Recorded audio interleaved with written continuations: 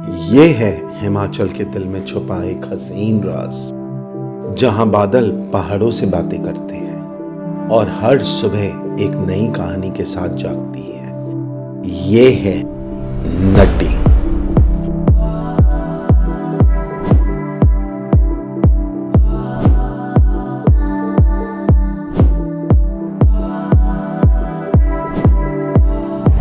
तो भाई इस समय हम खड़े हैं नड्डी के चौक से बिल्कुल राइट टर्न लेते ही ये एक व्यू पॉइंट है जिसका नाम नड्डी व्यू पॉइंट है। बात करें अगर इस पॉइंट की तो यहाँ से सारे जितने डिस्टेंसेस है बहुत ही पास पास है। मैंने आप लोगों के लिए ये स्क्रीनशॉट भी लिया है, मैं आपको बता देता हूँ क्या क्या है। अगर हम बात करें यहाँ से सनसेट पॉइंट की तो sunset point is hardly few metres away from this particular place. तिरुन की ट्रैकिंग भी यहीं से शुरू होती है। गुना माता ट्रैकिंग है, वाटरफॉल है, इलेक्ट्रिसिटी पावर प्रोजेक्ट ट्रैकिंग है, लैम दाल नाम की एक जगह है, ककेरी लेक, यानी सारे के सारे पॉइंट्स भाई यहाँ से बिल्कुल पास में हैं। मैक्सिमम से मैक्सिमम आपको 9 से 10 किलोमीटर की रेंज के अंदर हर पॉइंट मिल जाता है। सेंट्रल पॉइंट है। हमने यहाँ से ये तक इंक्वायर किया कि अगर मान लीजिए हमने यहाँ से मैक्लोडगंज बाय पब्लिक ट्रांसपोर्ट जाना है, अगर रिक्शा लेना है तो rickshaw charges you 150 to 200 rupees. तो यहाँ पर भी घूम सकते हैं और मात्र 150-200 रुपये खर्चा करके आप मैक्लोडगंज भी पहुँच सकते हैं। तो फिलहाल हम और एक्सप्लोर करते हैं और आपको भी हमारे साथ घुमाते हैं। तो आइए मेरे साथ, चलिए।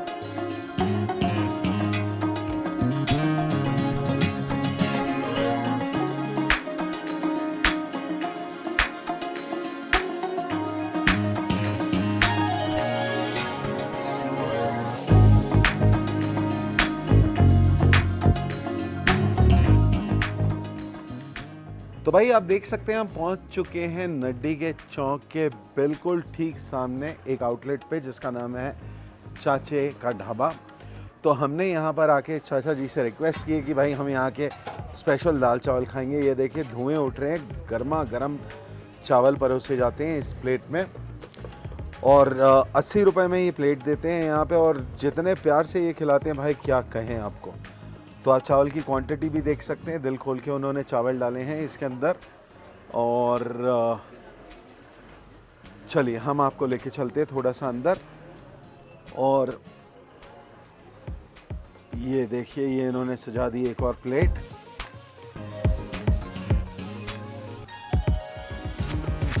ओए होए क्या बात है।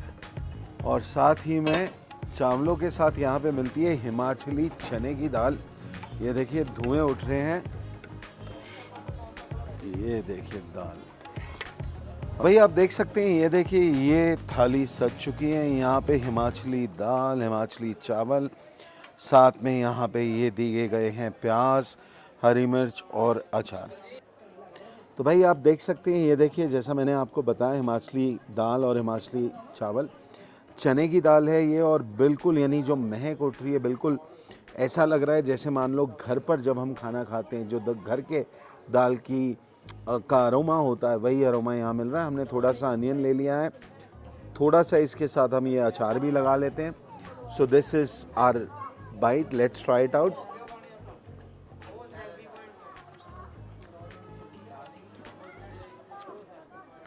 भाई अगर ये खाना आप घर पे बैठ के खा रहे हो तो आप ये नहीं बता पाओगे कि ये बाहर का खाना बना है। बहुत ही जायकेदार, प्लेन है, सिंपल है, मसाले बिल्कुल ओवरलोडेड नहीं है। हेल्दी ऑप्शन, यानी अगर आप बाहर आओ और आप चाहते हो कि कुछ अच्छा जो आपके पेट पर हैवी ना हो, अगर वैसा कुछ खाना है तो I think this is one of the best option. चलिए बहरहाल ख़त्म करते हैं, फिर आपको मिलते हैं हमारी दूसरी डिश।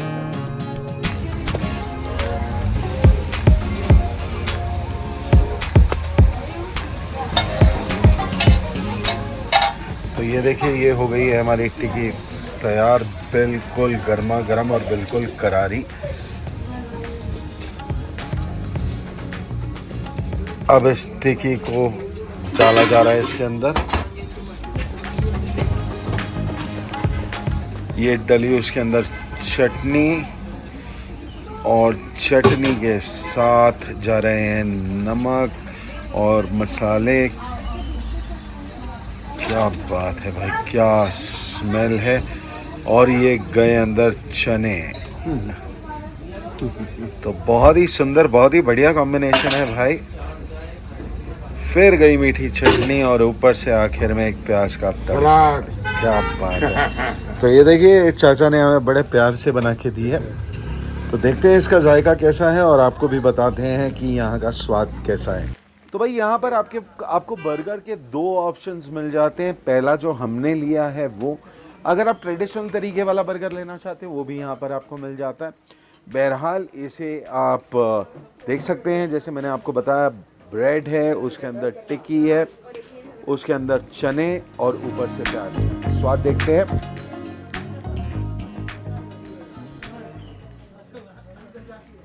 भाई लाजवाब, बहुत बढ़िया। और जिस दाम पे ये मिल रहा है मैं कहूँगा बहुत बढ़िया है भाई। चलिए ये ख़त्म करते हैं, फिर आपको दोबारा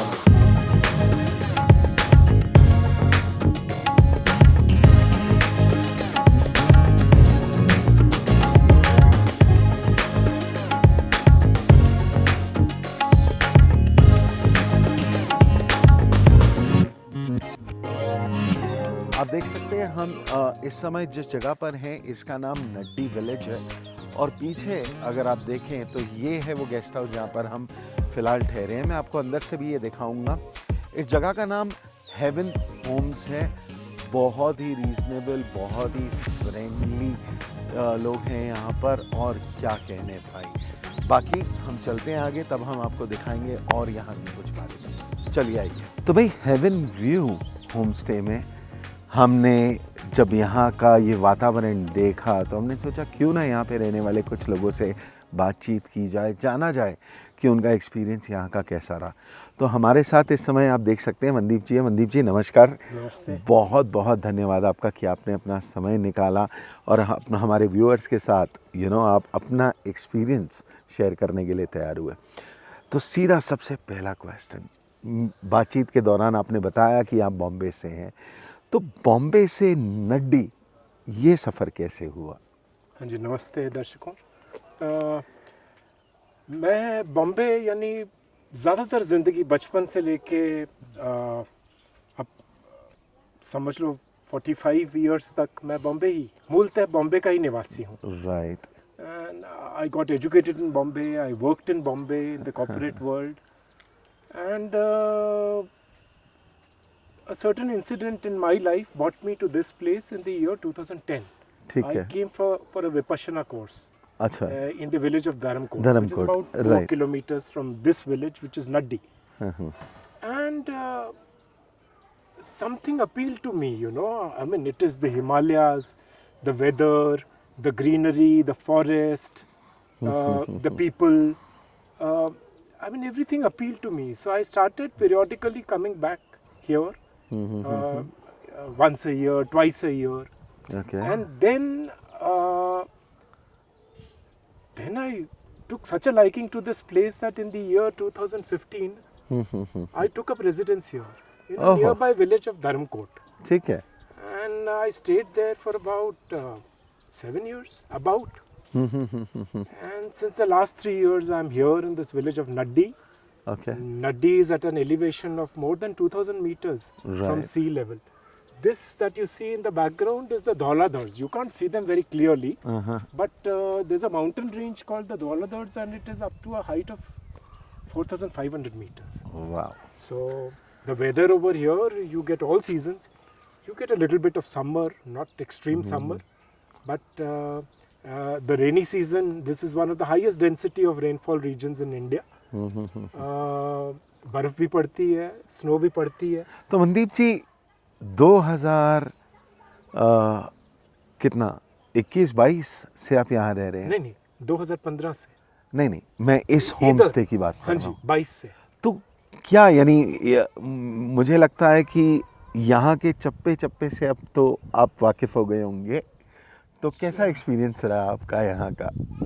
यानी दुनिया तो नित नई होती है और कुछ ना कुछ होता ही होता है। यानी जो आदमी ने पहले ना देखा हो तो the discovery is life long. Right. और पर हाँ, मैं काफ़ी वाकिफ़ हूँ और ये जगह मुझे ऐसे लगा जैसा होम अवे फ्रॉम होम। मैं जिस होम स्टे में रहता हूँ, मेरे लैंडलॉर्ड और उनकी फैमिली बहुत अच्छे हैं। एक घर का वातावरण है। ये जगह मैं इधर इसलिए शिफ्ट हुआ क्योंकि टूरिस्टी प्लेसेस में क्राउड आता है, आपको दुनिया भर के लोग मिलते हैं, बहुत अच्छा है, it's a melting pot, cultures, food, people, you know the thinking. पर मुझे थोड़ी सी शांति की ज़रूरत महसूस होने लगी जहाँ मैं पहले रहता था। क्राउड्स थोड़े ज़्यादा लगने लगे तो मैं इधर शिफ्ट हो गया। तो यानी ये जगह की खास बात ये है कि आप बिल्कुल नेचर की गोद में आके बैठे हो और उतनी शांति हम देख भी सकते हैं यहाँ पे। बिल्कुल वो चिड़ियों की चहचहाने की आवाज़, वो जुगनू रात को दिखने छोटे। तो भाई जिन लोगों को यानी नेचर पसंद है, जो लोग नेचर के करीब रहना चाहते हैं, शायद वो ये जगह बहुत ज़्यादा पसंद करेंगे। हाँ जी, जैसे मुझे तो ये जगह इतनी पसंद आई कि मैं मूलतः निवासी बॉम्बे का हूँ, पर बॉम्बे मुझसे छूट ही गया। मैं बॉम्बे से ज़्यादा इधर रहता हूँ। क्या बात। और ये विजिटिंग के लिए भी अच्छी है, और अगर आपको वेदर सूट करे, क्योंकि एक्सट्रीम भी हो जाती है। जैसे बारिश, मैंने कहा, ये आप बादलों के बीच में होते हैं बारिश में जी। और ये आसमान जो है ये नीचे ही गिर जाता है, बहुत बारिश होती है। तो अगर आप एडजस्ट कर सकते हैं तो हर मौसम बहुत बढ़िया है। राइट। पर आपने देखना है, आप गूगल करें, ये जगह से वाकफियत बढ़ाएं अपनी, और आपको सारा पता चल जाएगा कि वेदर रेंज क्या है और क्या कुछ नज़दीक है, और उस हिसाब से आप प्लान कर सकते हैं कि आपने ये जगह को विज़िट करना है या मेरी जैसे तो आपने आके बस ही जाना है। क्या बात है मनदीप जी, बहुत बहुत शुक्रिया आपका। धन्यवाद। बहुत बढ़िया लगा आपसे बात करके। मुझे भी। तो दर्शकों, ये मनदीप जी थे जिन्होंने अपना यहाँ पे तजुर्बा आपके साथ में शेयर किया कि देखिए किस तरह हमारा जो वातावरण है, हमारी जो एनवायरनमेंट है, किस तरह हमें अपनी गोद में ले लेती है। तो बहुत ही सुंदर, बहुत ही अद्भुत नज़ारा है, और अगर शांति चाहते हैं तो भाई एक बार आना तो बनता।